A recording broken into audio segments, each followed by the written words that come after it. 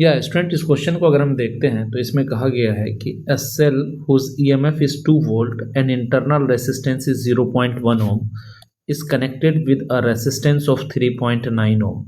The voltage across the cell terminal will be क्या होगा।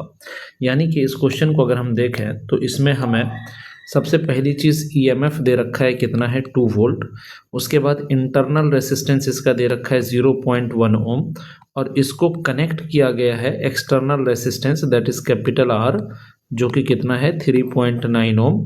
तो हमें बोला है कि टर्मिनल वोल्टेज कितना होगा पता करिए। तो देखिए टर्मिनल वोल्टेज का मतलब सिंपल अगर आप देखें तो आप ये कह सकते हैं कि सर हमने पढ़ा है EMF is equal to terminal voltage plus voltage drop inside the cell, ठीक है।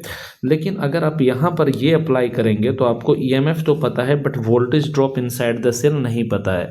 तो इसलिए ज़्यादा बेहतर होगा कि हम V is equal to IR के बारे में सोचें और इसके लिए हमें करंट की ज़रूरत पड़ेगी और करंट निकाल करके यहाँ पर पुट कर दें तो हमारा काम हो जाएगा, ठीक। तो इसके लिए हम क्या करेंगे, हमें पता है कि EMF इज इक्वल टू होता है I into capital R plus small r। तो EMF हो गया 2 that is equal to I अपने को नहीं पता है, कैपिटल R हो गया 3.9 प्लस स्मॉल r हो गया 0.1। तो हम कह सकते हैं 2 इज इक्वल टू हो जाएगा I इंटू 4 और हम कह सकते हैं कि 2/4 इज इक्वल टू अपना करंट आ जाएगा। यानी हम कह सकते हैं I इज इक्वल टू कितना होगा 1/2 एम्पियर हो जाएगा। इसमें कोई दिक्कत नहीं है।